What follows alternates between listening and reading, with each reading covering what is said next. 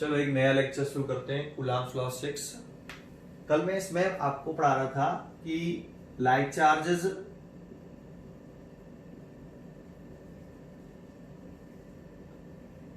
क्या करते हैं, रिपेल करते हैं। ये हमें मालूम है, लाइक चार्जेस एक दूसरे को रिपेल करते हैं। एक पॉइंट हम ये भी जानते हैं कि अनलाइक चार्जेस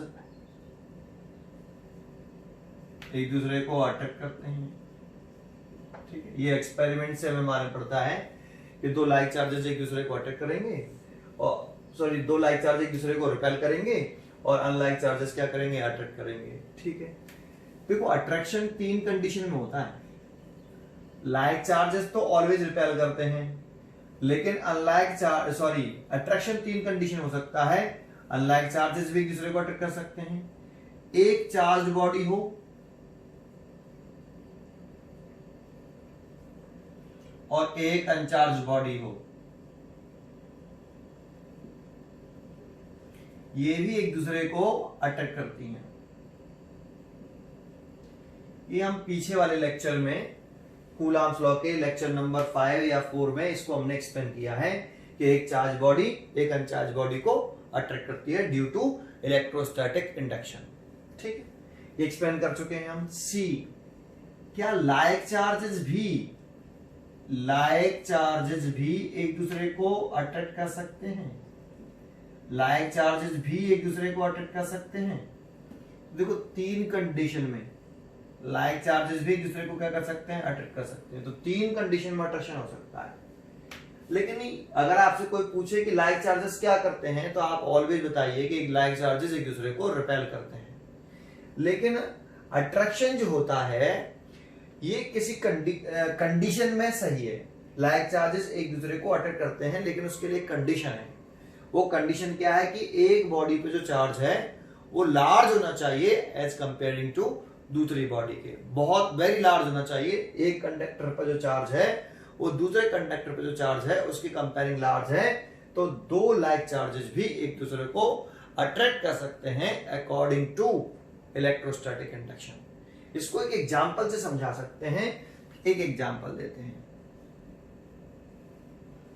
जैसे मेरे पास एक ए बॉडी ए, मान लो इस पे कितना चार्ज है, 100 माइक्रोकूलम चार्ज है। मेरे पास एक दूसरी बॉडी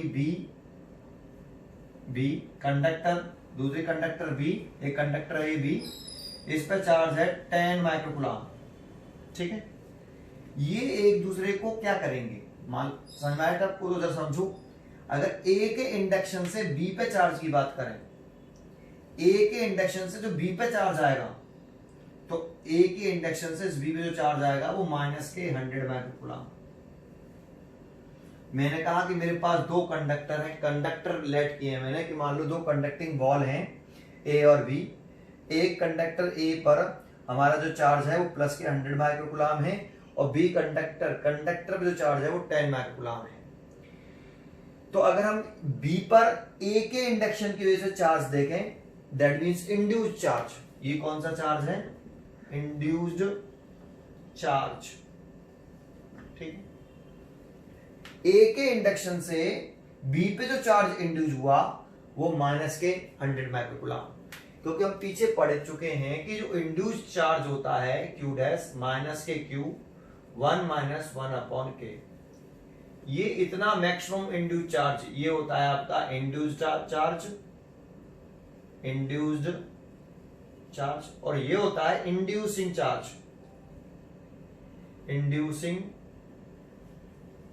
चार्ज। और ये जो के है यहां, ये dielectric constant of dielectric constant of medium कह सकते हो आप इस समय। तो ये जो कंडक्टर्स हैं, ये भी कंडक्टर लेट किया मैंने, ये भी कंडक्टर कंसिडर किया है। दो कंडक्टिंग बॉडी की बात कर रहे हैं अगर हम, तो कंडक्टिंग बॉडी के लिए के कितना होता है, इनफाइनाइट। ये किसके लिए, कंडक्टर के लिए, है ना। अगर के कंडक्टर के लिए इनफाइनाइट है तो क्यू बराबर कितना, माइनस के क्यू, और 1 माइनस 1 अपॉन इन्फिनिटी, तो क्यू डैश बराबर कितना, माइनस के क्यू। ठीक है, तो यहां ये इंड्यूसिंग चार्ज हो गया। तो इंड्यूसिंग चार्ज की वजह से जो चार्ज इंड्यूस्ड होता है दूसरी बॉडी पर वो इक्वल एंड अपोजिट होता है। तो इस पे प्लस के 100 माइक्रोकूलम है तो इस पे अपोजिट चार्ज डेवलप होगा माइनस के 100 माइक्रोकूलम, तो इंड्यूस्ड चार्ज बोल देंगे ऐसे। ऐसे ही इस 10 माइक्रोकूलम चार्ज था इस पे ओरिजिनल, इसकी वजह से इस पे जो चार्ज इंड्यूस होगा वो माइनस के 10 माइक्रोकूलम होगा। ये माइनस के जो 10 चार्ज है ये इसका इंड्यूस्ड चार्ज हो गया, इंडक्शन केस से डेवलप हुआ। इस तरीके से कंडक्टर ए पे जो टोटल चार्ज आया, टोटल चार्ज ऑन कंडक्टर जो आया प्लस के 100 माइक्रोकूलम पहले से था और इंडक्शन से 10 माइक्रोकूलम आया, तो टोटल चार्ज हो गया प्लस के 90 माइक्रोकूलम। ऐसे ही कंडक्टर बी पे जो टोटल चार्ज हो गया, total charge on conductor B, on conductor B, ये कितना हो गया माइनस के 100 माइक्रोकूलम हीरा और प्लस के 10 माइक्रोकूलम, ये हो गया माइनस के 90 माइक्रोकूलम। तो देखो कंडक्टर ए पे जो चार्ज हो गया है वो प्लस के 90 माइक्रोकूलम हो गया है और कंडक्टर बी पे जो चार्ज हो गया है वो माइनस के 90 माइक्रोकूलम हो गया। तो इन दोनों के बीच में अब क्या होगा, प्लस के 90 और माइनस के 90, तो क्या होगा अट्रैक्शन। ठीक है, तो आप यही चीज लिख सकते हो इसमें कि एक लाइक चार्ज किसी दूसरे लाइक चार्ज को क्या अट्रैक्ट कर सकता है। जब ये पूछे तो हम कहेंगे कि एक लाइक चार्ज दूसरे लाइक चार्ज को अट्रैक्ट कर सकता है जब एक कंडक्टर पर दूसरे कंडक्टर की कंपेयरिंग जो चार्ज है वो वेरी लार्ज हो, तो दो लाइक चार्जेस एक दूसरे को इलेक्ट्रोस्टैटिक इंडक्शन के अकॉर्डिंग अट्रैक्ट कर सकते हैं। क्या कर सकते हैं, अट्रैक्ट कर सकते हैं। आप ये लिख सकते हो इसमें, समझ में आया आपको। तो ये ध्यान रखिए अट्रैक्शन 3 कंडीशन में पॉसिबल है। ठीक है, लेकिन अगर कोई क्वेश्चन इतना ही पूछता है कि लाइक चार्जेस क्या करते हैं, तो हम हमेशा आंसर देंगे कि लाइक चार्जेस एक दूसरे को रिपेल करते हैं। लेकिन कोई क्वेश्चन ये पूछता है कि लाइक चार्जेस अट्रैक्ट भी कर सकते हैं, अगर कर सकते हैं तो किस कंडीशन में एक दूसरे को अट्रैक्ट करेंगे, एक्सप्लेन करिए, तो हम फिर ये बता देंगे उसे। समझ में आया आपको। ठीक है, ये लास्ट क्वेश्चन था इसका। अब हम पढ़ते हैं अगला टॉपिक कूलम्ब्स लॉ। ठीक है, जरा देखते हैं आगे। देखो मैंने एक क्वेश्चन लिखा है, एक can two like charge balls be attract to each other, like charge ball attracted to each other, if yes and why. तो इसको ही अभी मैंने थोड़ी देर पहले समझाया था। अगर आप इसे लिखना चाहें तो इस तरह से लिख सकते हैं। तो हम लिखेंगे yes the two like charge balls can be attract to each other provided, ये इंपॉर्टेंट है, provided the charge on one ball much greater than the other. यही लाइन सबसे इंपॉर्टेंट है इसमें, provided the one ball is much greater than the other, ये condition हो गई। ठीक है, अब एक एग्जांपल से आप समझा सकते हो इसे। Let charge balls A and B having a charge 100 microcoulomb and 10 microcoulomb respectively. Due to electrostatic induction, charge on A 100 minus के 10 90 माइक्रोकूलम। अभी मैंने समझाया था पीछे आपको। चार्ज ऑन बी ऐसे, तो अब इन दोनों पर अपोजिट चार्ज आ गया और वो एक दूसरे को अट्रैक्ट कर सकते हैं। ठीक है, तो आप इस तरीके से इसका आंसर लिख सकते हो। ठीक है, इस तरीके से आप इसका आंसर लिख सकते हो। ठीक है, चलें, और ये मेरे नोट्स पर भी लिखा हुआ है, वहां से भी चेक कर सकते हो आप। ठीक है, चले आगे देखते हैं, नया टॉपिक पढ़ते हैं हम इसमें। अब देखो अभी तक हमने इस चैप्टर की बेसिक प्रॉपर्टियां पढ़ी चार्ज की, जो वेरी मोस्ट इंपॉर्टेंट प्रॉपर्टियां थी, क्योंकि ये आपके आगे काम में आएगी। ठीक है, अब नया यहां पर शुरू हो रहा है, चैप्टर का नाम क्या है, कूलम्ब्स लॉ। तो टॉपिक ही शुरू हो रहा है क्या, कूलम्ब्स लॉ। अब यहां से ध्यान से सुनना भाई, ठीक सर, कूलम्ब्स लॉ। ये कूलम्ब्स लॉ किस एक्सपेरिमेंट पर बेस्ड है और साइंटिस्ट कूलम्ब जी ने इसको लॉ को दिया था, तो ये किस एक्सपेरिमेंट पर बेस्ड है? अगर ये क्वेश्चन पूछता है तो हम ये कहेंगे टॉर्सन बैलेंस्ड एक्सपेरिमेंट पर ये बेस्ड होता है। टॉर्सन जी ने एक एक्सपेरिमेंट किया था, इसका नाम है टॉर्सन बैलेंस एक्सपेरिमेंट्स। जब भी कभी लॉ लिखा आएगा ना तो वो एक्सपेरिमेंटल ही होगा, ठीक है। इन्होंने क्या किया था कि दो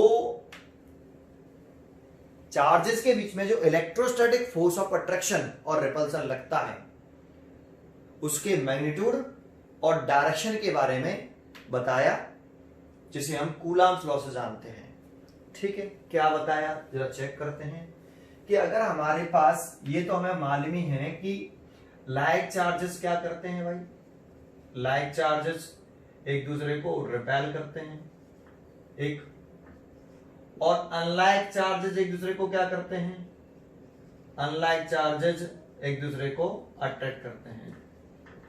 अब कितने फोर्स से लाइक चार्जेस एक दूसरे को रिपेल करेंगे, कितने फोर्स से एक दूसरे को अनलाइक चार्जेस अट्रैक्ट करेंगे, उस फोर्स का मैग्नीट्यूड क्या होगा, डायरेक्शन क्या होगी, उसके बारे में कूलाम्स लॉ ने बताया।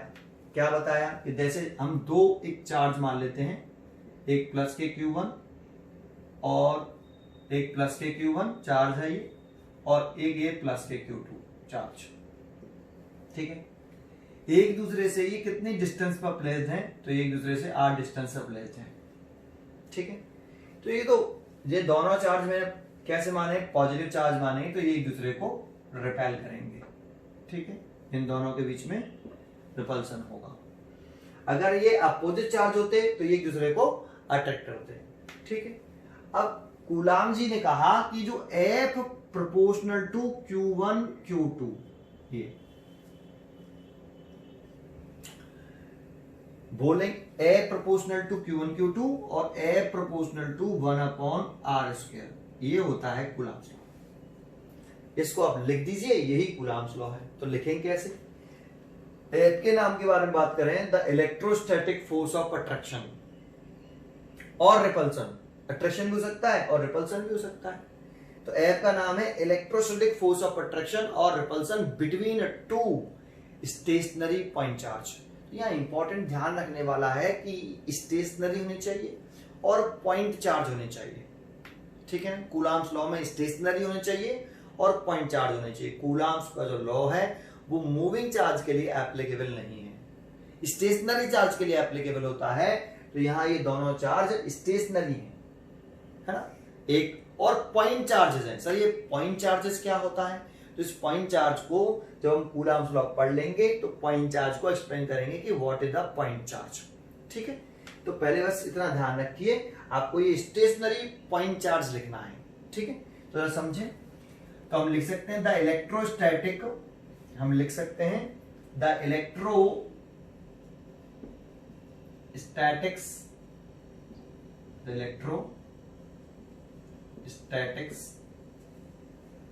फोर्स ऑफ अट्रैक्शन और रिपल्सन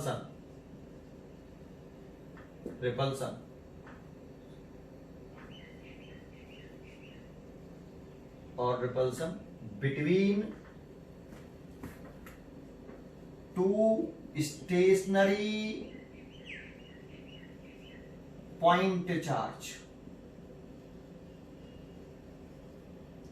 चार्जेस, ये इंपॉर्टेंट है। The electrostatic force of attraction और repulsion between two stationary point charges, ठीक है। एक लग रहा है directly proportional to, is directly proportional to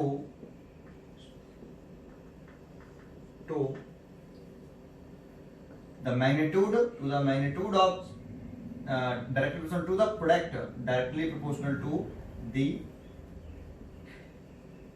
product of magnitude of charges and inversely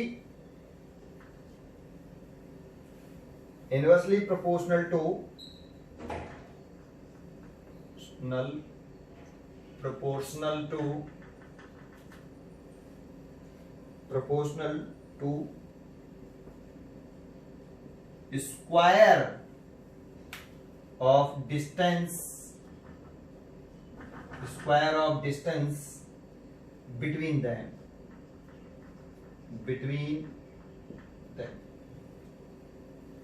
ठीक है।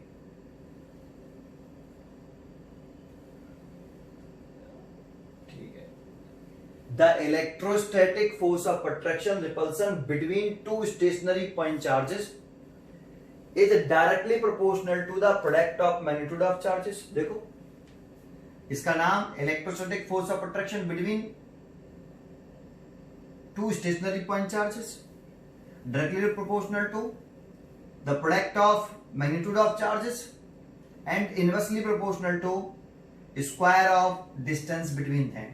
ठीक है, तो ये देखो, ये हमने जो सेंटेंस बोला है अभी, ये किसके लिए बोला है? मैग्नीट्यूड के लिए।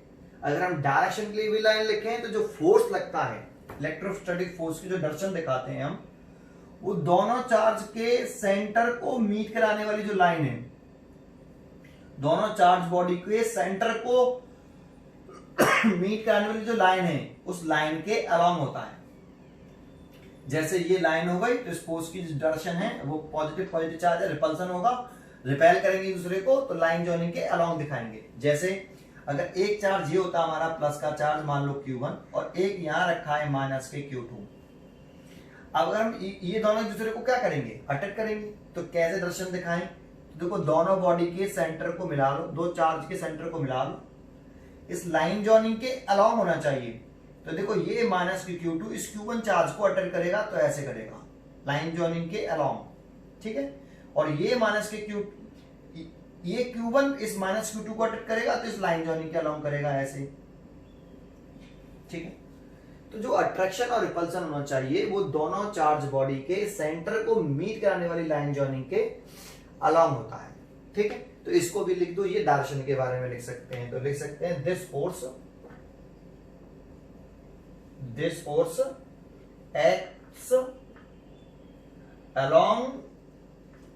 acts along the line joining the two charges,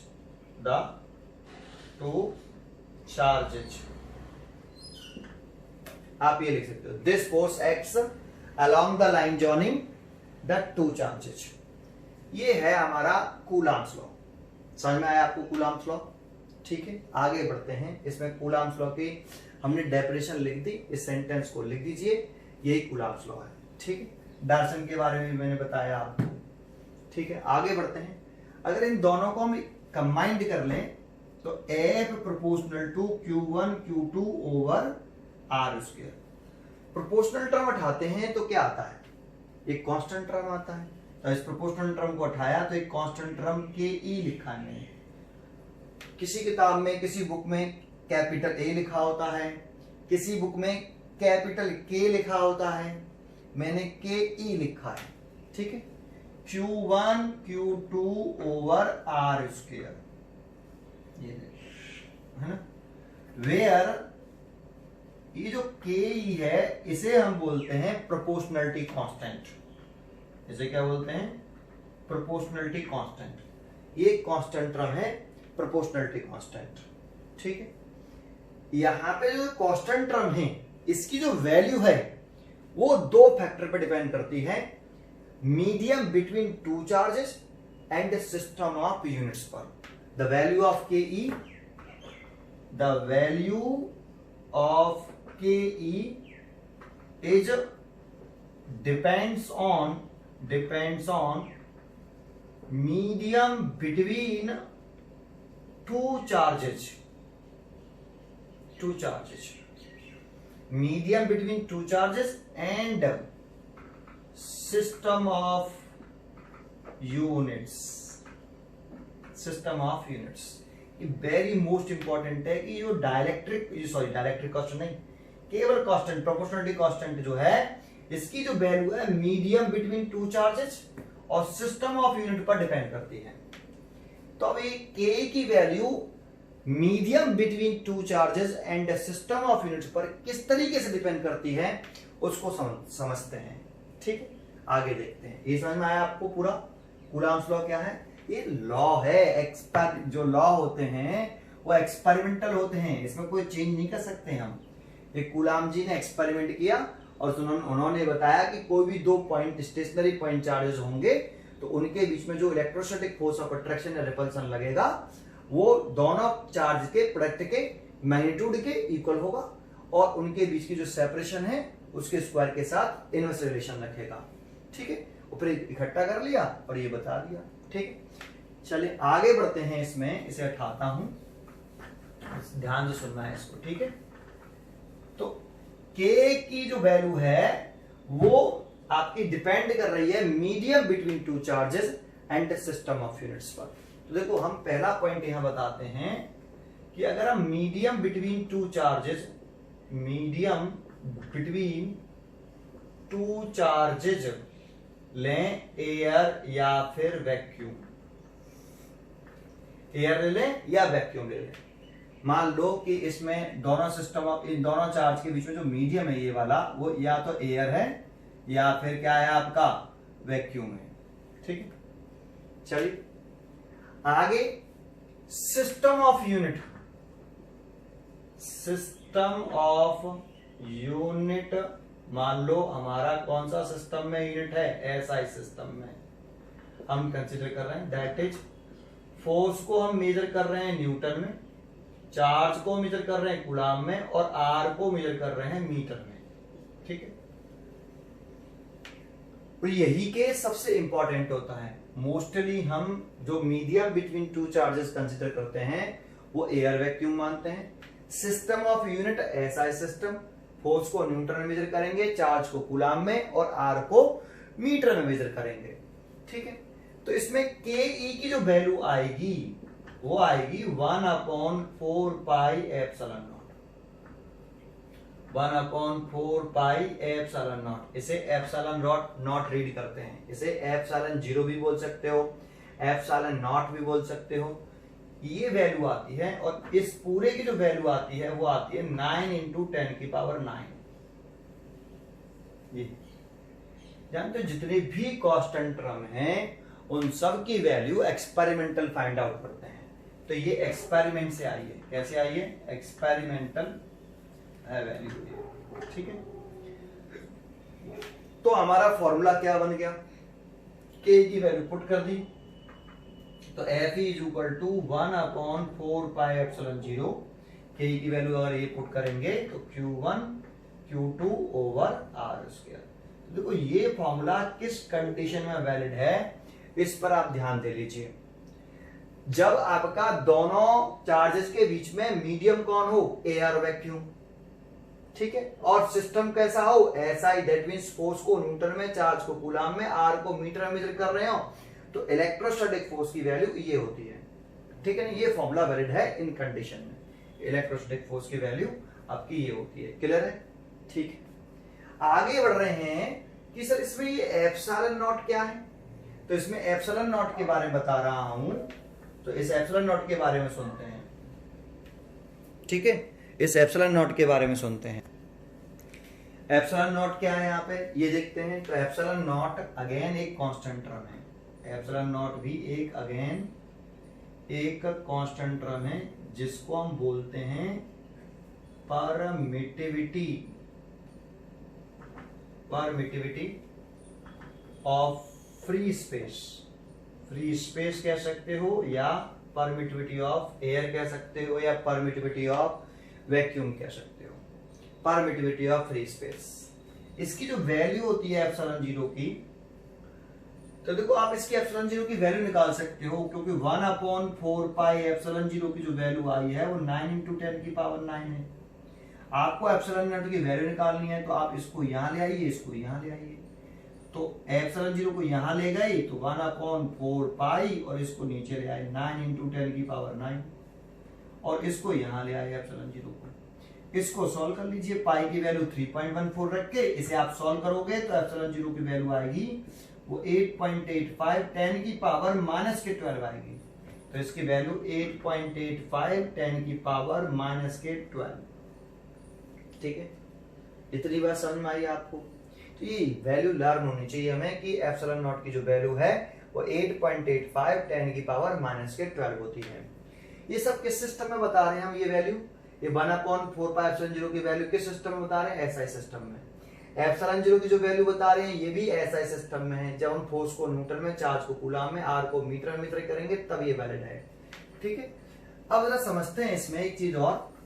देखो, इसमें अगर हमसे कभी भी इस 1/4 पाई एप्सिलॉन जीरो की वैल्यू पूछता है तो हम 9 × 10⁹ तो बताएंगे, साथ में इस 1/4 पाई एप्सिलॉन जीरो की यूनिट भी लिखेंगे यहाँ। तो इसकी यूनिट कैसे निकालते हैं? तो यूनिट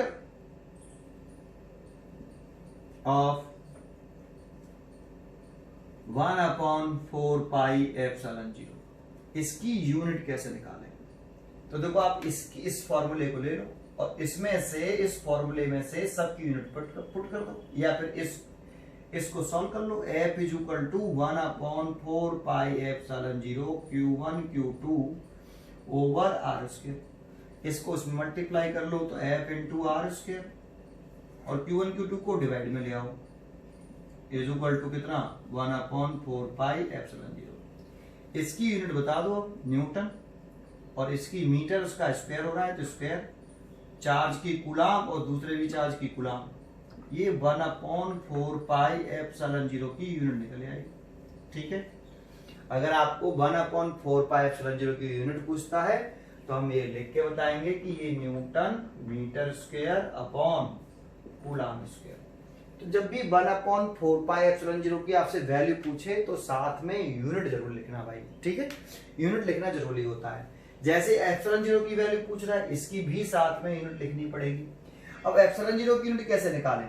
तो देखो, अगर एप्सिलॉन जीरो की यूनिट निकालनी होती हमें यहाँ पे यूनिट ऑफ एप्सिलॉन नॉट, तो आप एप्सिलॉन नॉट को ऊपर ले आओ, एफ को नीचे ले आओ। तो एप्सिलॉन नॉट = ऊपर आ गया, एफ नीचे आ गया, तो 1/4 pi F Q1 Q2 over R square. ठीक है, तो इसकी यूनिट है आपकी कूलम, इसकी यूनिट भी कूलम, तो कूलम स्क्वायर हो गया, और फोर्स की यूनिट है न्यूटन और डिस्टेंस की यूनिट है मीटर स्क्वायर। तो ये एप्सिलॉन नॉट की यूनिट हो गई coulomb square upon newton metre square. ठीक है, तो आप यहां इसकी जब भी वैल्यू लिखो तो ये लिखना चाहिए coulomb square upon newton into metre square. Epsilon naught की ये यूनिट होती है ऐसे। तो कभी भी आप वैल्यू पूछता है एप्सिलॉन नॉट की तो इसकी वैल्यू आपको यूनिट के साथ लिखनी चाहिए। ठीक है, ठीक है, आगे देखते हैं इसको। ये तो हमारा जो फोर्स का जो फॉर्मूला था वो मैं यहाँ लिख लेता हूँ। यहाँ F = KE Q1 Q2 over R square. ठीक है, और हमने कहा था ये जो KE है कांस्टेंट टर्म है, इसकी value medium between two charges पर और सिस्टम ऑफ यूनिट पर डिपेंड करती है। तो देखो, अगर हमने medium between two charge air vacuum लिया, सिस्टम ऑफ एसआई यूनिट लिया, तो हमने ये वैल्यू निकाली KE की। लेकिन अगर हम क्या करते हैं, सिस्टम ऑफ यूनिट को चेंज करते हैं, मीडियम बिटवीन टू चार्जेस को चेंज नहीं करते, केवल सिस्टम को चेंज करते हैं। एक एक करके चेंज करेंगे। पहले हम सिस्टम ऑफ यूनिट को चेंज करके देखते हैं, फिर चेक करते हैं कि इस प्रोपोर्शनलिटी कांस्टेंट पर क्या इफेक्ट पड़ा। एक, फिर हम medium between two charges change करके देखेंगे, फिर चेक करेंगे इस प्रोपोर्शनलिटी कांस्टेंट KE पर क्या इफेक्ट पड़ा। तो एक एक करके देखते हैं। पहले हम केवल सिस्टम चेंज कर रहे हैं। देखो, ये केस 1 हो गया हमारा। ठीक है, अब हम केस 2 शुरू कर रहे हैं। यहां हम मीडियम बिटवीन टू चार्जेस नहीं चेंज कर रहे, मीडियम बिटवीन जो टू चार्जेस है वो चेंज नहीं कर रहे, वो हम एयर या फिर वैक्यूम ही रख रहे हैं। ठीक है, बस हम सिस्टम ऑफ यूनिट चेंज कर लेते हैं। सिस्टम ऑफ यूनिट है वो हम सीजीएस सिस्टम ले लेते हैं।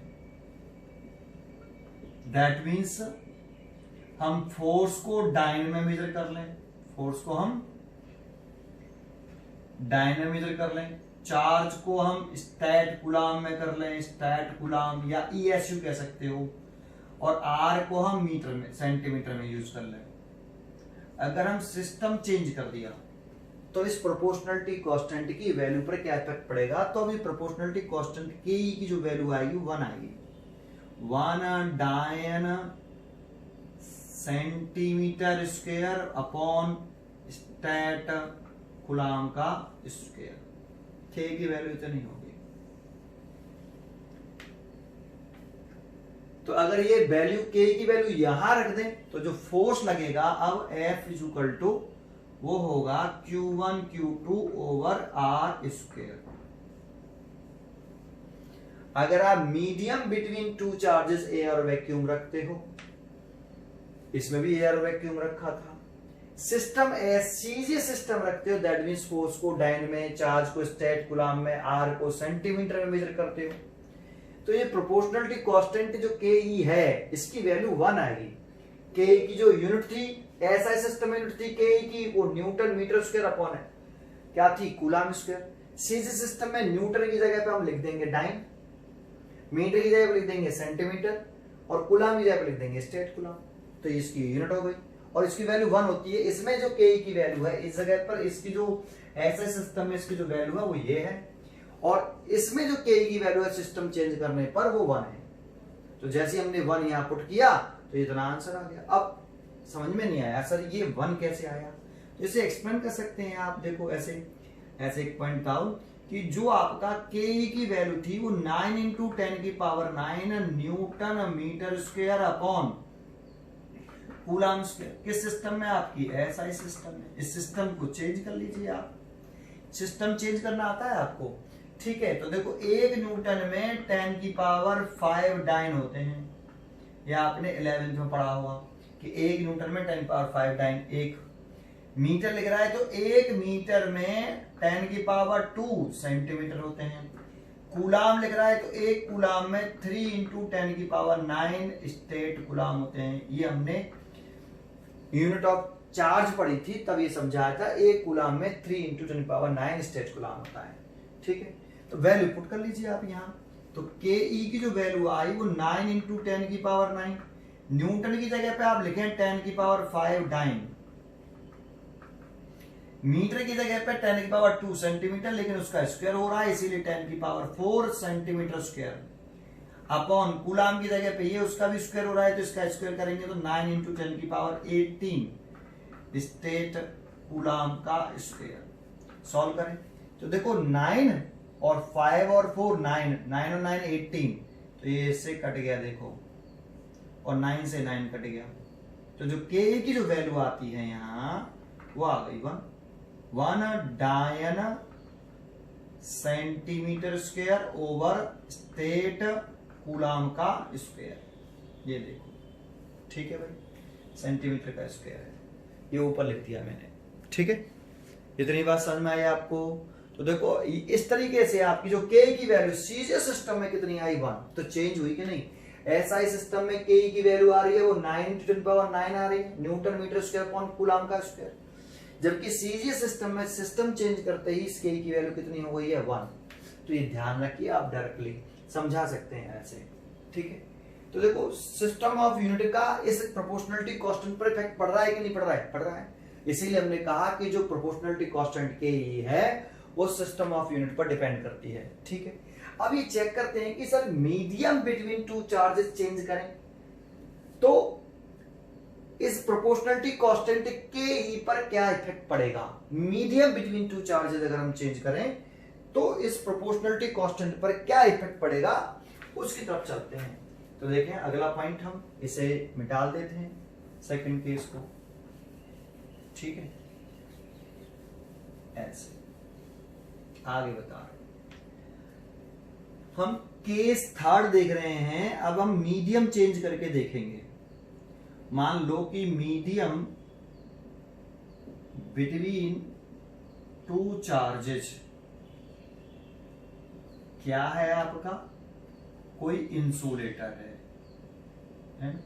कोई भी इंसुलेटर, जैसे आपका वाटर है ना, वाटर है, या कोई अंदर इंसुलेटर मटेरियल है, इंसुलेटर मीडियम है, कोई कुछ भी रख सकते हो, कोई भी मीडियम रख सकते हो, मान लो वो इंसुलेटर मीडियम है। तो देखो मैंने आपको बताया था जितने भी मीडियम्स होते हैं जैसे इंसुलेटर्स होते हैं, तो इसके लिए डाइलेक्ट्रिक कांस्टेंट बताया था एक टर्म मैंने आपको, क्या बताया था? Dielectric constant, dielectric constant of a medium, है ना? ये डाइलेक्ट्रिक कांस्टेंट होता है इन मीडियम्स का।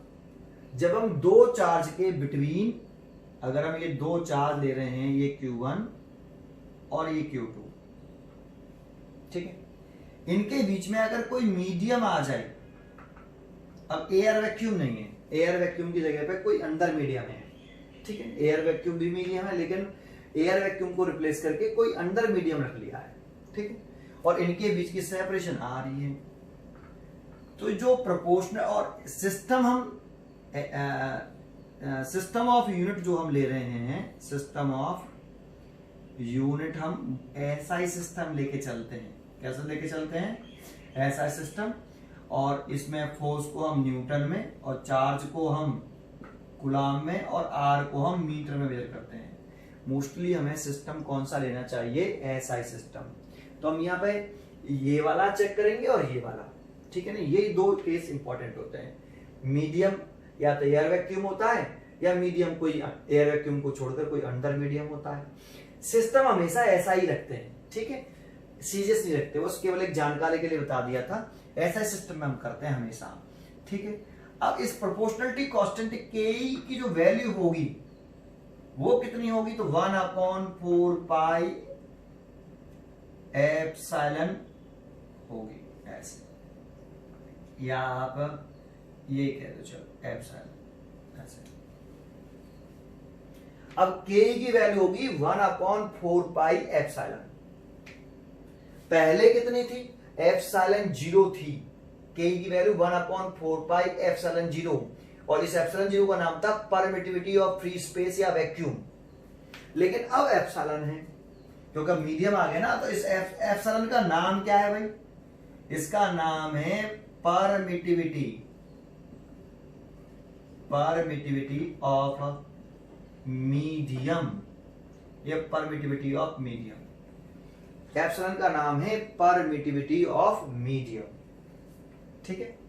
तो एफ की वैल्यू कितनी हो जाएगी? अब एफ जो लगेगा दो चार्जेस के बीच में, वो 1/4 pi epsilon Q1 Q2 over R square होगा, ये, ठीक है, 1/4 पाई एप्सिलॉन Q1 Q2, ये भी एक कांस्टेंट टर्म है, परमिटिविटी ऑफ मीडियम एक कांस्टेंट टर्म, ठीक है।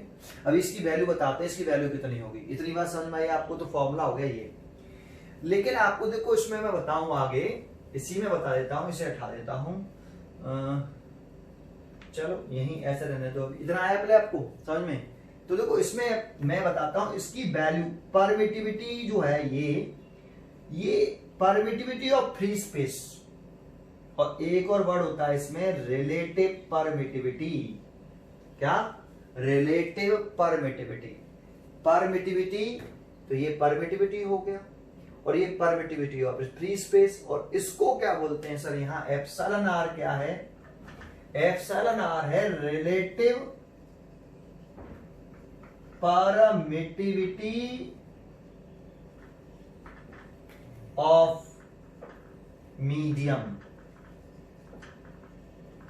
Relative permittivity of medium. Sir ये रिलेटिव परमिटिविटी ऑफ मीडियम के बारे में बताएं, तो ये रिलेटिव परमिटिविटी हमें ये बताती है कि जो परमिटिविटी ऑफ मीडियम है वो परमिटिविटी ऑफ फ्री स्पेस से कितने टाइम्स ज्यादा है। रिलेटिव परमिटिविटी हमें ये बताती है कि permittivity of medium permittivity of free space के से कितने टाइम्स ज्यादा है। तो कितने टाइम्स ज्यादा है? एप्सिलॉन आर टाइम्स ज्यादा है, ठीक है। तो ये हमें रिलेटिव परमिटिविटी ऑफ मीडियम बताता है, ये भी कांस्टेंट टर्म है। इसको हम एक और नाम देते हैं, इसी को हम एक नाम और देते हैं रिलेटिव परमिटिविटी ऑफ मीडियम को हम एक नेम से और जानते हैं। इसके 3 नेम होते हैं भाई, रिलेटिव परमिटिविटी ऑफ मीडियम के 3 नेम है। इसी का एक नाम है डाइलेक्ट्रिक कांस्टेंट। क्या? Dielectric constant of medium, dielectric constant of medium. इसीलिए इसका एक सिंबल और है के। अब के लिखिए या एप्सिलॉन आर लिखिए। तो आप इस रिजल्ट को ऐसे भी लिख सकते हैं एप्सिलॉन नॉट के।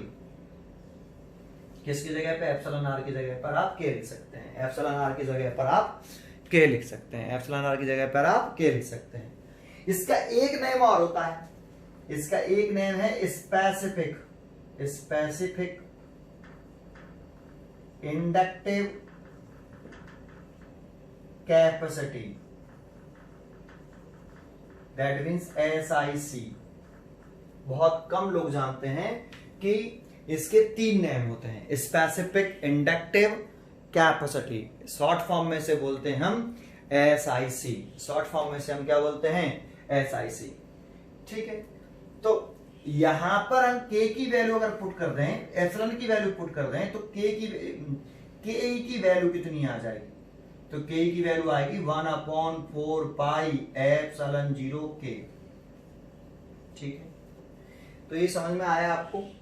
तो देखो, जैसे हम मीडियम लाएंगे तो परमिटिविटी इंक्रीज हो रही है, डिक्रीज हो रही है? तो इंक्रीज हो गई। कितने टाइम्स इंक्रीज हो गई? के टाइम्स इंक्रीज हो गई। परमिटिविटी ऑफ फ्री स्पेस था यहाँ पे, और यहाँ पे परमिटिविटी है। जैसे हम मीडियम इंट्रोड्यूस किया तो परमिटिविटी इंक्रीज हुई है, डिक्रीज? तो परमिटिविटी इंक्रीज हुई है। और परमिटिविटी अगर इंक्रीज हुई है तो ये जो प्रोपोर्शनलिटी कांस्टेंट है इसकी वैल्यू डिक्रीज या इंक्रीज? तो डिक्रीज हुई है।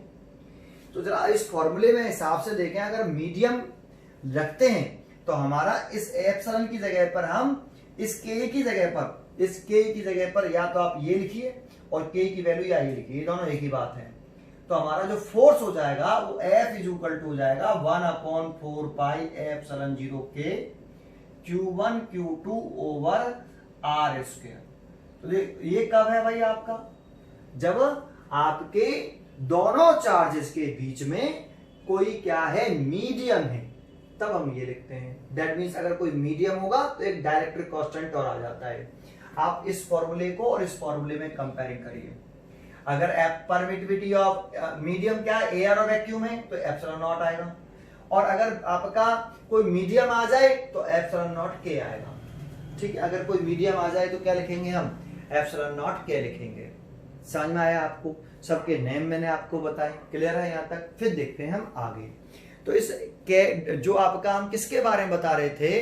जो प्रोपोर्शनलिटी कांस्टेंट है के ई, इस पर क्या इफेक्ट पड़ा मीडियम का चेंज करने का? तो क्या इफेक्ट पड़ा? समझ में आया? समझ में आया यहां तक? चलिए आगे देखते हैं नेक्स्ट।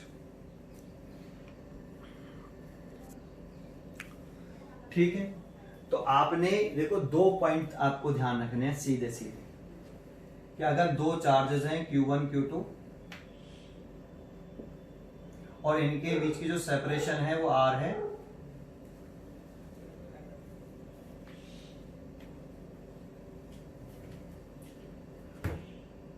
और इसके बीच में जो मीडियम है वो एयर और वैक्यूम है। ठीक है, तो जो हम फोर्स लगता है इन दोनों चार्ज के बीच में वो 1/4 pi epsilon 0 Q1 Q2 over R square. हम हमेशा सिस्टम SI सिस्टम लेते हैं और SI सिस्टम में इसकी वैल्यू 9 × 10⁹ होती है। ठीक है, और एयर वैक्यूम है तो ये फॉर्मूला लगाएंगे। तो देखो एयर वैक्यूम के लिए एप्सिलॉन नॉट लगाया, इसीलिए FO ले लेते हैं। That means electrostatic force between 2 charges when दोनों चार्जेस किस में प्लेस्ड हो? एयर वैक्यूम में प्लेस्ड हो, तो इतना फोर्स लगेगा।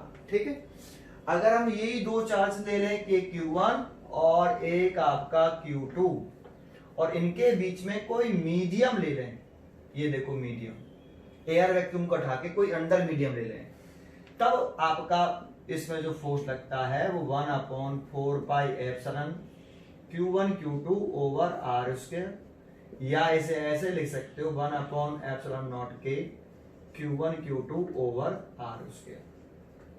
देखो ये है ना, इसमें K का नाम मैं आपको बता चुका हूं, इसका नाम है डाइलेक्ट्रिक कांस्टेंट। तो इसके 3 नेम होते हैं, अभी मैंने आपको बताए।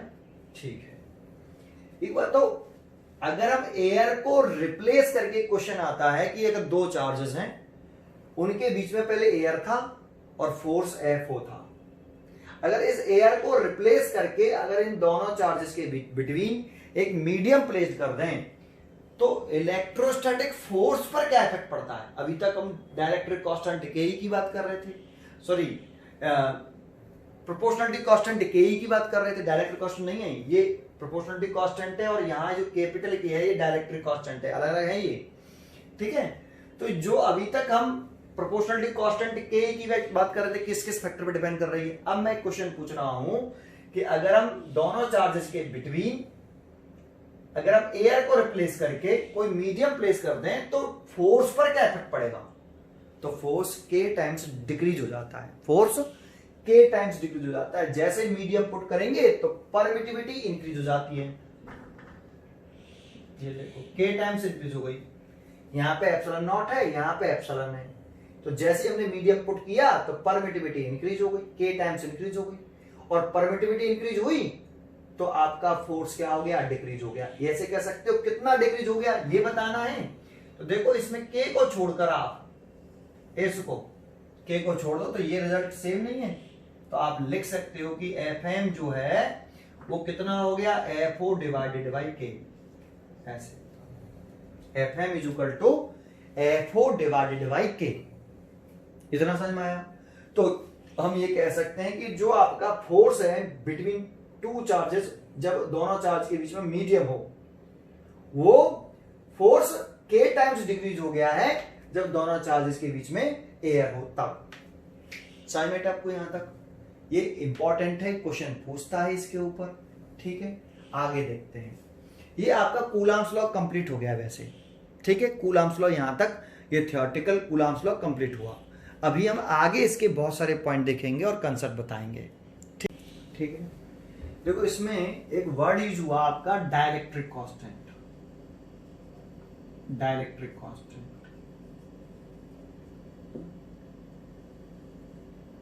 इसकी भी डेफिनेशन पूछ लेता है कि define dielectric constant in term of permittivity. Constant term है ना, जितने भी कांस्टेंट टर्म आते हैं उन सब की डेफिनेशन फॉर्मूले से ही आती है। तो define the dielectric constant in term of permittivity पूछ सकता है, define dielectric constant in term of force पूछ सकता है, define dielectric constant in term of capacitance भी पूछता है। आगे तो हम यहाँ दो टाइप से हम डाइलेक्ट्रिक कांस्टेंट को डिफाइन कर सकते हैं। Define dielectric constant of medium in term of permittivity. तो इसे कैसे डिफाइन करें, देखो परमिटिविटी के टर्म में इसको कैसे डिफाइन करें। तो अभी हमने एक फॉर्मूला पढ़ा, epsilon is equal to epsilon 0 K, ठीक है। तो यहाँ k का नाम तो डाइलेक्ट्रिक कांस्टेंट था और k का नाम डाइलेक्ट्रिक कांस्टेंट था, तो k इज इक्वल टू क्या आएगा, एप्सिलॉन अपॉन एप्सिलॉन नॉट, ठीक है। ये बस आप इसकी डेफिनेशन लिख सकते हो। k का नाम dielectric constant of medium, dielectric constant of medium is defined as, is defined as is equal to is defined as the ratio of permittivity, इसका नाम permittivity of medium, इसका नाम permittivity of medium, और इसका नाम है permittivity ऑफ फ्री स्पेस। इसी को लिख देना, the ratio of permittivity of medium to, जब रेशियो लिखते हैं तो नीचे टू आगे टू लगाते हैं, परमिटिविटी ऑफ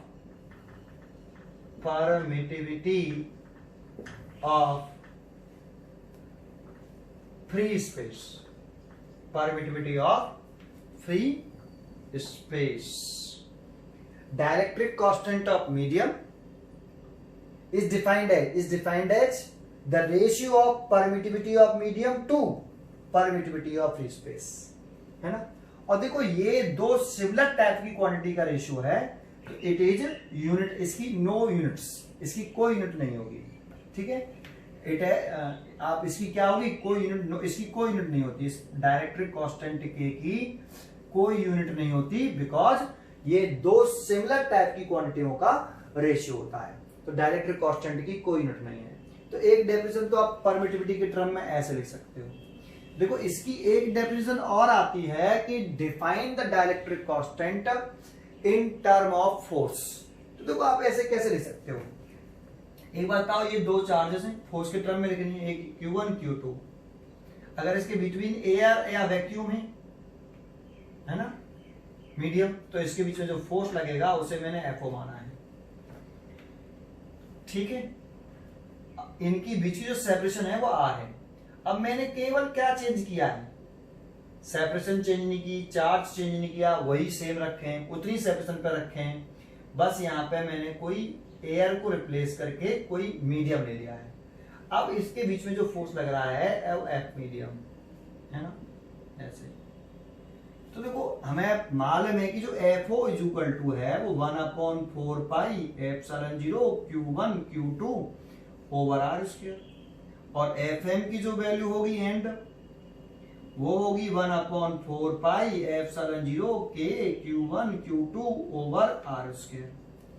हम इसको जगह पे क्या लिख सकते हैं, इसकी जगह पर हम FO लिख सकते हैं, FO। तो FM is equal to FO divided by K। यहां से अगर हम K निकालें तो K is equal to FO upon FM, है ना। अब इसी को लिख दो कि इन दोनों के रेशियो को हम क्या बोलते हैं, डायलेक्ट्रिक कांस्टेंट बोलते हैं। डायलेक्ट्रिक कांस्टेंट ऑफ मीडियम है, जो FO और FM के रेशियो को हम क्या बोलेंगे, डायलेक्ट्रिक कांस्टेंट बोलेंगे। इसको आप लिख सकते हो ऐसे, ठीक है। ये भी दो सिमिलर टाइप की क्वांटिटियों का रेशियो के टर्म में आ रहा है, दिख रहा है, फोर्स के टर्म में पूछ रहा है, ये भी फोर्स है, ये भी फोर्स है, इसकी भी न्यूटन, इसकी भी न्यूटन, तो कैंसिल, डायलेक्ट्रिक कांस्टेंट की कोई यूनिट नहीं आएगी। समझ में आया, ठीक है। देखते हैं आगे। तो देखो डायलेक्ट्रिक कांस्टेंट ऑफ मीडियम को इन टर्म ऑफ फोर्स के टर्म में डिफाइन करिए, तो आप इस तरह से लिख सकते हो। देखो K का नाम क्या है, dielectric constant of medium, K का नाम लिख दिया हमने। देखो डायलेक्ट्रिक, इस K का नाम लिख दो, dielectric constant of medium is equal to लग रहा है तो डिफाइंड एज, रेशियो है तो ratio, force between two charges placed some distance, तो ये दो चार्जेस है एक दूसरे से सम डिस्टेंस पर प्लेस्ड है, अपार्ट इन वैक्यूम, वैक्यूम में प्लेस्ड है। तो FO का नाम क्या हो गया, force between two charges placed some distance apart in vacuum. 2 लगाते हैं, नीचे जब लिखते हैं तो 2 लगाते हैं, 2 लगा दिया। FM का नाम क्या है, force between same two charges. तो देखो चार्जेस Q1 Q2 थे तो हमने चार्ज चेंज थोड़ी किए हैं, तो सेम, ये जरूर लिखना, same two charges placed same distance, जितनी डिस्टेंस पहले रखे थे उतनी डिस्टेंस पे। देखो फॉर्मूला में डिस्टेंस नहीं चेंज करी, चार्जेस चेंज नहीं करी, अपार्ट इन गिवन मीडियम, बस मीडियम चेंज कर दिया, ठीक है। तो ये जो वर्ड है इसकी लैंग्वेज पे समझिए आप।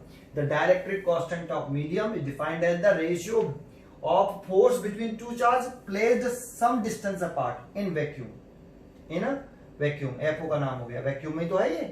To force between same two charges, वही दो चार्जेस हैं, और प्लेस्ड सेम डिस्टेंस, उतनी डिस्टेंस प्लेस्ड हैं इन अ गिवन मीडियम, बस मीडियम चेंज किया, पहले वैक्यूम था, यहां इन वैक्यूम है और यहां इन मीडियम है, ठीक है। लेकिन जो चार्जेस हैं वो सेम है, सेम चार्जेस हैं और सेम डिस्टेंस पर प्लेस्ड है, ठीक है। ये ध्यान रखिए और लिख दीजिए डेफिनेशन आप। अगर डायलेक्ट्रिक कांस्टेंट ऑफ मीडियम की definition in term of force पूछता है तो हम इस तरीके से उसे डिफाइन कर सकते हैं, ठीक है। चलो आगे देखते हैं। देखो इसमें अब हम डिफाइन करेंगे अगला कि सर ये परमिटिविटी ऑफ मीडियम, ये परमिटिविटी ऑफ मीडियम क्या है, इसका क्या मतलब है, what is the meaning of permittivity of medium, ठीक है। तो देखो यहां पे अगर हम इसको देख रहे हैं, ये जो परमिटिविटी ऑफ मीडियम है, जैसे हम लिखते हैं F बराबर 1/4 पाई एप्सिलॉन, ये Q1 Q2 over R square. तो देखो जब ये परमिटिविटी इंक्रीज होगा, परमिटिविटी ऑफ मीडियम अगर इंक्रीज हो तो दोनों चार्ज पार्टिकल के बीच में जो फोर्स लगेगा वो क्या होगा, डिक्रीज। तो अगर परमिटिविटी ऑफ मीडियम इंक्रीज होता है तो वो इन दोनों चार्ज पार्टिकल के बीच लगने वाले फोर्स को क्या करता है, डिक्रीज करता है। यही से आप परमिटिविटी को एक्सप्लेन कर सकते हो। ठीक है, तो हम परमिटिविटी को कैसे एक्सप्लेन करें वो देखते हैं।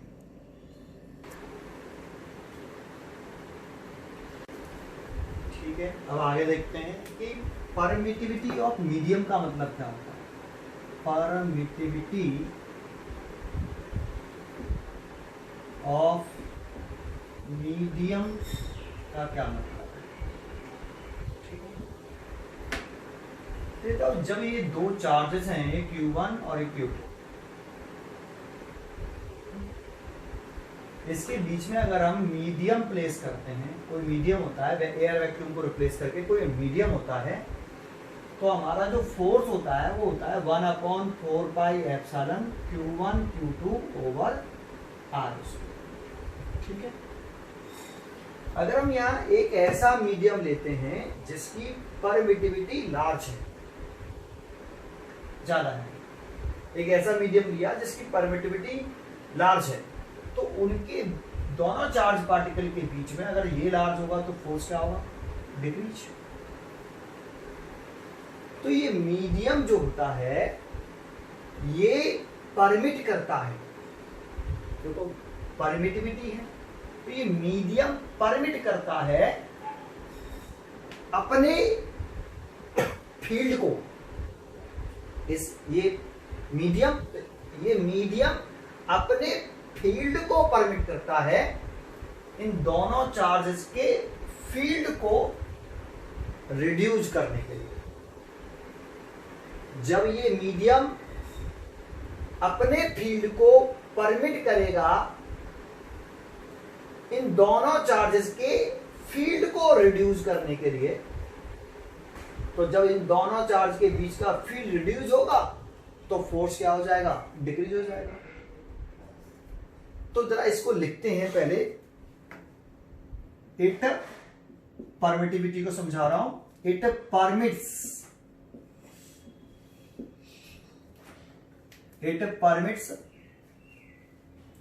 इट्स ऑन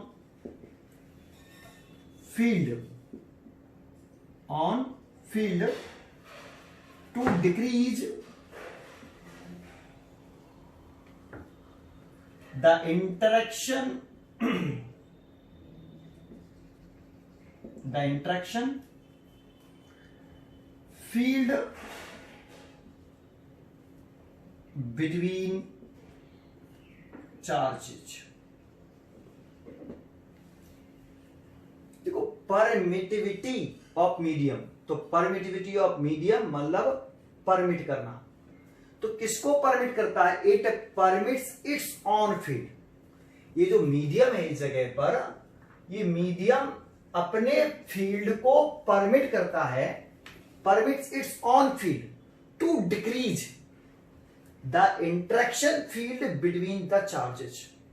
तो चार्ज का इलेक्ट्रिक फील्ड है, जो फील्ड है यहाँ पे वो इलेक्ट्रिक फील्ड, चार्जेस का इलेक्ट्रिक फील्ड होता है, अभी हम आगे पढ़ेंगे। तो चार्ज के इलेक्ट्रिक फील्ड को डिक्रीज करने के लिए ये मीडियम अपने फील्ड को परमिट करता है। और जब ये चार्ज का इलेक्ट्रिक फील्ड डिक्रीज हो जाएगा तो इन दोनों चार्ज के बीच लगने वाला फोर्स रिड्यूस हो जाएगा।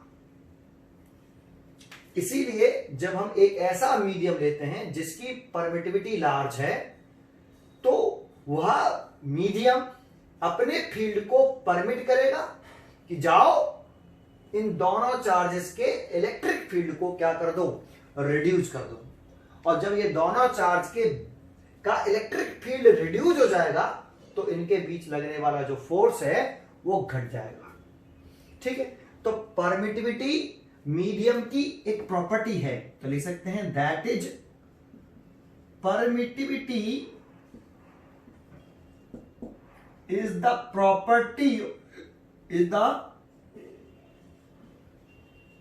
Property of medium due to which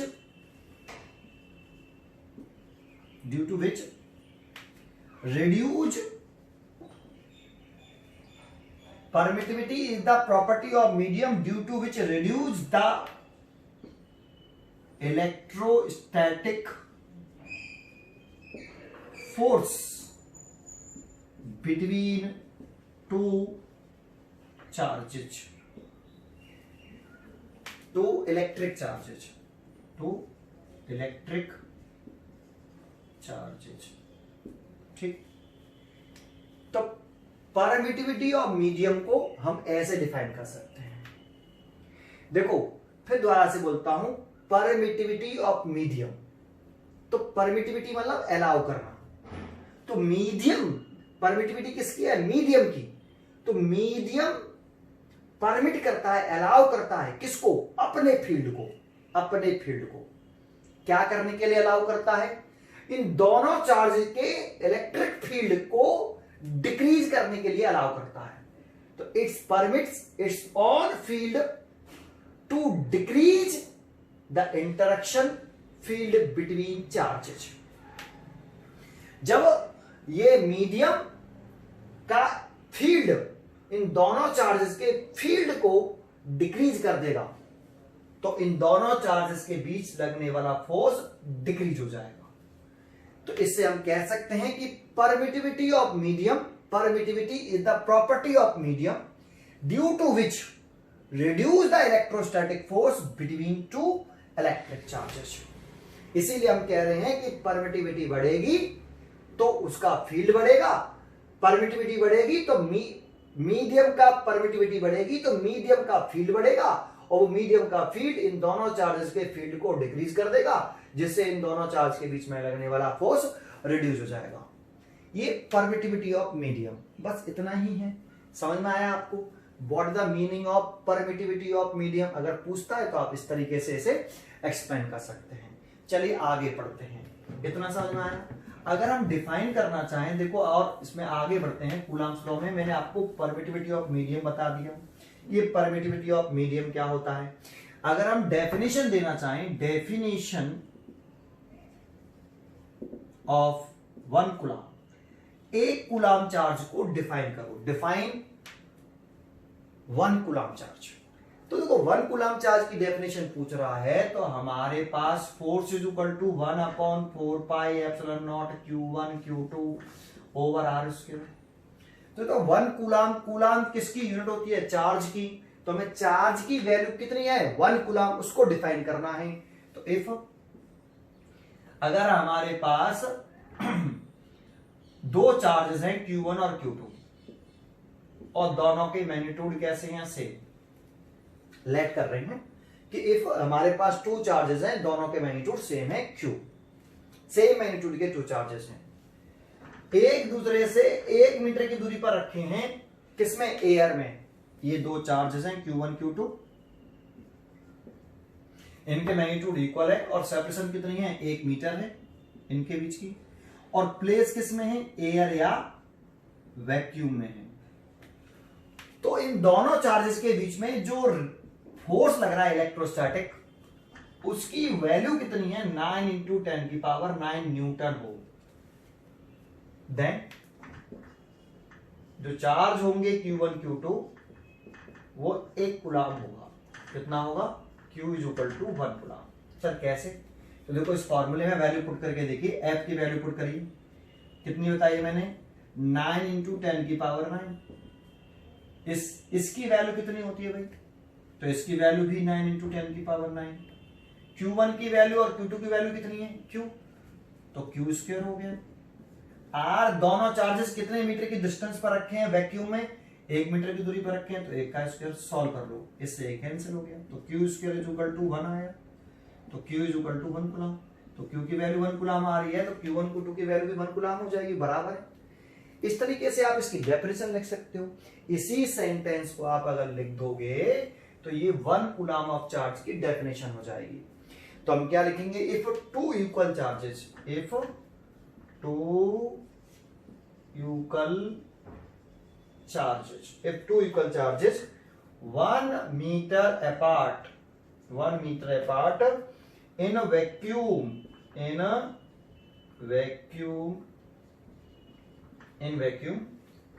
experience a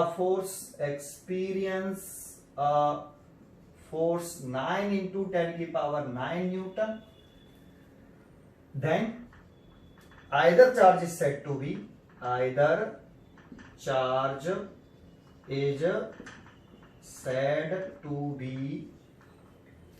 1 coulomb. ये डेफिनेशन लिख सकते हो. देखो आप ये जो लिखा है वो इस लाइन से लिखा है. इफ टू इक्वल चार्जेस, तो देखो equal charges Q1 Q2 equal charges माने 1 मीटर अपार्ट, तो 1 मीटर अपार्ट माने दोनों चार्जेस के बीच की सेपरेशन 1 मीटर कह रहे हैं. इन वैक्यूम, तो वैक्यूम में प्लेस्ड है. Experience of force 9 into 10 power 9 newton. Then either charge is said to be कितना आ रहा है 1 coulomb. Either charge is said to be 1 coulomb.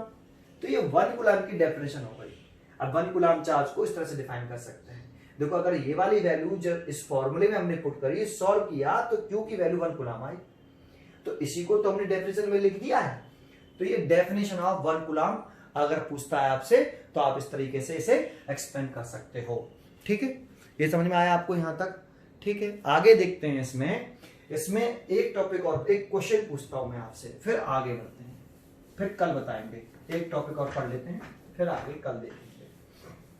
यहां तक आया समझ में आपको? देखो इसमें एक क्वेश्चन पूछ रहा हूं यहां पे, एक क्वेश्चन. ठीक है, उस क्वेश्चन को पहले मैं यहां नोट करता हूं, फिर आपसे पूछता हूं. देखो मैंने एक क्वेश्चन लिख लिया. Is the force acting between 2 point charges Q1 Q2 are kept some distance in air attractive or repulsive when? तो क्वेश्चन पूछ रहा है कि अगर Q1 Q2 का जो प्रोडक्ट है वो ग्रेटर देन 0 है, तो फोर्स का जो नेचर है वो अट्रैक्टिव होगा या रिपल्सिव होगा. ये चार क्वेश्चन लिख रहे हैं, एक एक क्वेश्चन का आंसर देते हैं. इफ अगर Q1 और Q2 का जो प्रोडक्ट है वो ग्रेटर देन 0 है, दैट इज Q1 और Q2 का जो प्रोडक्ट है वो पॉजिटिव है, तो फोर्स का नेचर पूछ रहा है. तो ये तो Q1 और Q2 का प्रोडक्ट पॉजिटिव कब होगा? जब दोनों चार्जेस पॉजिटिव होंगे, तो Q1 Q2 का प्रोडक्ट पॉजिटिव होगा. या दोनों चार्जेस आपके कैसे होंगे? दोनों चार्जेस आपके नेगेटिव होंगे. Q1 भी नेगेटिव और Q2 भी नेगेटिव, तब भी दोनों चार्ज का प्रोडक्ट पॉजिटिव होगा. और जब दोनों चार्ज का प्रोडक्ट पॉजिटिव होगा तो कब हो सकता है? या तो दोनों चार्ज पॉजिटिव हो, है ना, तो इन दोनों का प्रोडक्ट पॉजिटिव हो सकता है, या फिर दोनों चार्ज नेगेटिव हो, तो दोनों चार्ज का प्रोडक्ट पॉजिटिव हो सकता है. ठीक है, तो इन दोनों सिचुएशन में दोनों चार्ज का प्रोडक्ट पॉजिटिव है, तो इस वाले केस में कैसा फोर्स लगेगा? रिपल्सन. इस वाले केस में फोर्स कैसा लगेगा? Repulsion. That is nature of force जो होगा यहां, नेचर ऑफ इलेक्ट्रिक फोर्स कैसे नेचर का होगा? रिपल्सिव नेचर का होगा. ठीक है, एक आंसर हो गया. समझ में आ गया आपको? ये ऐसे ही सेकंड क्वेश्चन पूछ रहा है आपसे. ये फर्स्ट पार्ट हो गया. सेकंड कह रहा है कि इफ Q1 और Q2 का जो प्रोडक्ट है वो लेस देन 0 है, दैट इज Q1 और Q2 का जो प्रोडक्ट है वो नेगेटिव है. तो दो चार्ज का प्रोडक्ट नेगेटिव का हुआ जब दोनों चार्ज में से कोई एक चार्ज पॉजिटिव और दूसरा चार्ज नेगेटिव. अगर एक चार्ज पॉजिटिव है, दूसरा चार्ज नेगेटिव है, तो इन दोनों का मल्टीप्लाई करेंगे तो इन दोनों का प्रोडक्ट नेगेटिव आएगा. और नेगेटिव आएगा तो फोर्स का नेचर कैसा होगा? अट्रैक्टिव. तो यहां that is nature of electric force कैसे नेचर का? अट्रैक्टिव नेचर का. ठीक है, ये आपका सेकंड पार्ट का आंसर हो गया. समझ में आया आपको? बड़ा इजी है, कुछ नहीं है. समझ में आ रहा है? थर्ड देखते हैं, इस पे जरा ध्यान देना. ठीक है, जैसे ये कह रहा है कि if Q1 plus Q2 greater than 0. अब देखो ये पॉजिटिव प्लस हो रहा है बीच में, तो इसका मतलब है कि Q1 और Q2 का जब हम सम करें तो वो पॉजिटिव आए. तो Q1 और Q2 का सम पॉजिटिव कब आ सकता है? तो देखो इसकी दो स्टेट हो सकती है. एक ये दो, क्या कि Q1 की वैल्यू भी पॉजिटिव हो एंड Q2 की वैल्यू भी पॉजिटिव हो, तो इन दोनों का सम करेंगे Q1 प्लस Q2, तब भी वो पॉजिटिव आएगा एक। और ऐसा होगा तो इन दोनों चार्ज के बीच में Q1 भी पॉजिटिव Q2 भी पॉजिटिव, तो कैसा नेचर का फोर्स लगेगा? रिपल्सिव नेचर का। तो Q1 प्लस Q2 का सम भी पॉजिटिव आएगा। लेकिन ऐसा भी हो सकता है कि Q1 पॉजिटिव हो एंड Q2 नेगेटिव हो, लेकिन बट Q1 का जो मैग्नीट्यूड है वो Q2 से ज्यादा हो। दैट इज अगर Q1 की वैल्यू प्लस के 5 कूलाम है और Q2 की वैल्यू माइनस के 2 कूलाम है, तब भी आपका सम Q1 प्लस Q2 करेंगे तो प्लस के 5 कूलाम प्लस एंड माइनस के 2 कूलाम, तो प्लस के 3 कूलाम, तो प्लस का आ रहा है। तो इस वाले कंडीशन में देखो, ये वाली कंडीशन अगर होती है, ये वाली कंडीशन होती है, अगर ये वाली कंडीशन होती है तो इसमें देखो एक पॉजिटिव है एक नेगेटिव है, तो इनके बीच में क्या होगा? अट्रैक्शन होगा, है ना। तो इसीलिए अगर दो चार्जेस हैं Q1 Q2, उनका सम मतलब plus Q1 plus Q2 greater than 0 है, तो उनके बीच में जो फोर्स का नेचर है वो अट्रैक्टिव भी हो सकता है और रिपल्सिव भी हो सकता है। समझ में आया? अट्रैक्टिव भी और रिपल्सिव भी। समझ में आ गया ये? ठीक है, अभी लिख के दिखा देंगे कि कैसे लिखना है। समझ में तो आया आपको? ठीक है। अगर इसके हम इसका थर्ड पार्ट अगर देख रहे हैं हम, तीसरा, इसमें कह रहा है लेस देन 0, लेस देन 0। तो Q1 Q2 लेस देन 0 का मतलब है कि Q1 प्लस Q2 की वैल्यू नेगेटिव है। तो ये तो Q1 प्लस Q2 की जो वैल्यू है वो नेगेटिव आ सकती है। उसकी भी दो कंडीशंस हो सकती हैं। क्या? कि इफ Q1 भी नेगेटिव हो एंड Q2 भी नेगेटिव हो, तो देन Q1 प्लस Q2 की वैल्यू कैसी आएगी? नेगेटिव। तो इस वाली सिचुएशन में इन दोनों चार्जेस के बीच में Q1 भी नेगेटिव Q2 भी नेगेटिव, तो कौन सा नेचर का फोर्स? रिपल्सिव। भाई सिमिलर लाइक चार्जेस रिपेल करते हैं ना, तो रिपल्सिव फोर्स। लेकिन ऐसा भी तो हो सकता है कि Q1 नेगेटिव हो एंड Q2 पॉजिटिव हो और Q1 का मैग्नीट्यूड Q2 से ज्यादा हो। दैट इज Q1 की वैल्यू माइनस के 5 कूलाम और Q2 की वैल्यू प्लस के 2 कूलाम। तो आप Q1 प्लस Q2 करोगे तो माइनस के 5 और प्लस के 2 तो माइनस के 3, तो आ रहा है ना नेगेटिव। तो इस वाली कंडीशन में फिर फोर्स का नेचर कैसा हो जाएगा? अट्रैक्टिव हो जाएगा। तो जब आपका Q1 plus Q2 greater than 0 हो, तब फोर्स का नेचर अट्रैक्टिव भी हो सकता है रिपल्सिव भी हो सकता है। और Q1 plus Q2 less than 0, तब भी फोर्स का नेचर अट्रैक्टिव भी हो सकता है और रिपल्सिव भी हो सकता है। ठीक है, ये समझ में आया आपको कैसे? तो देखो, इसको मैं लिख के दिखा देता हूं आपको। देखो मैंने ये लिख दिए हैं, अभी समझाया था मैंने आपको। अगर Q1 plus Q2 greater than 0 है तो इसका मतलब है इन दोनों का सम पॉजिटिव है। इसकी दो कंडीशन हो सकती हैं। अगर Q1 Q2 दोनों पॉजिटिव हो, Q1 Q2 दोनों पॉजिटिव हो, तो इलेक्ट्रिक फोर्स बिटवीन देम कैसा होगा? रिपल्सिव नेचर का। लेकिन इनमें से एक पॉजिटिव हो और एक नेगेटिव हो, लेकिन पॉजिटिव का चार्ज का मैग्नीट्यूड ज्यादा हो किससे? नेगेटिव चार्ज से, तो electric force between them attractive nature का। ठीक है, ये भी मैंने समझा दिया था आपको। तो इस तरीके से अगर Q1 plus Q2 greater than 0 है तो नेचर ऑफ फोर्स अट्रैक्टिव भी हो सकता है और रिपल्सिव भी हो सकता है। दोनों ही तरीके के हो सकते हैं। यहाँ रिपल्सिव है और ये जगह पर अट्रैक्टिव। ठीक है, अगर ये कंडीशन है तो रिपल्सिव और ये कंडीशन है तो अट्रैक्टिव। ऐसे ही Q1 Q2 लेस देन 0 तो Q1 Q2 नेगेटिव। अब नेगेटिव दोनों चार्ज का सम नेगेटिव कब होगा?